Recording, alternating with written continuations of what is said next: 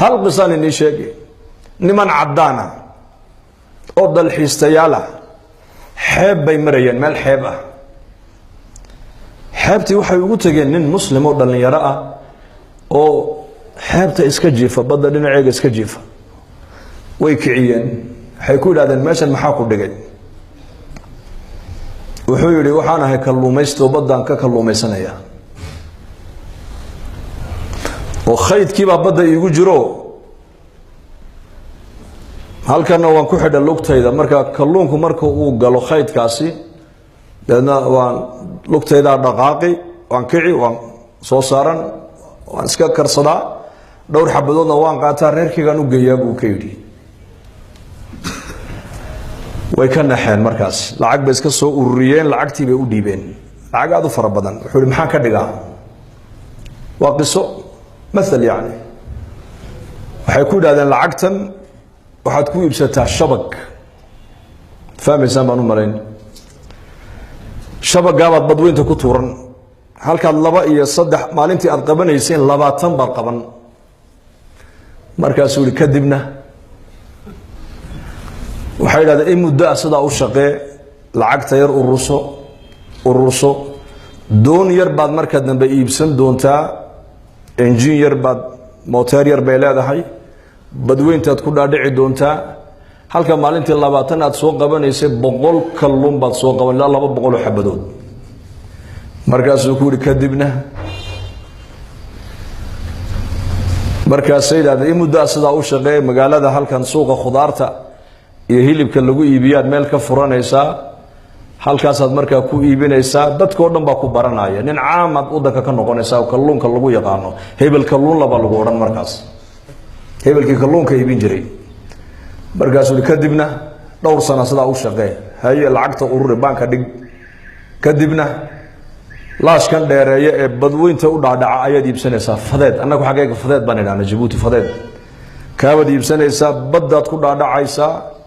deedna waxaad soo qabanaysaa dhowr 1,000 xabadood baad soo qabanaysaa maalintii iyo weliba khayraad badan oo badda ku jira markaasuu yidhi kadibna gobollada waddankoo dhan baad ka furaynaysaa markaa branch meelo maaragtaani aad ku iibisad kalluunka waddanka dhanba kalluunka adigaa siinaya markaasuu yidhi kadibna muddo sidaa u shaqee haddana 5 sano 6 sano lacagta ururi waxaad iibsanaysaa marka dambe warshadii saaradiinka samaynaysay markaasuu yidhi kadibna warshadaasi markaa way shaqaynaysaa adduunkaad u kala diraysaa markaasuu yidhi kadibna qasri weyn oo vilaayaad dhisanoo si fiican baad u seexan bay ka yidhahdeen wuxuu yidhi hadda markaad ii timaadeen baad hurdayga kicisayna buu yidhi wuxuu yidhi ma hurdo un baan intaa u maraa buu yidhi soonigii hurday maa imikadan waxaan ka wadaa macna isku aragti ma lihin noloshan daahirka maaha nolosha muslimku ibnu taymiya raximahullah ayaa yidhi ina lilaahi jannatan fi dunya adduunyadan dusheeda ilaahay jannuu ku leeyahay ninka jannada adduunyada aanan gelina jannada aakhira ma gala buu yidhi jannada adduunyada waa maxay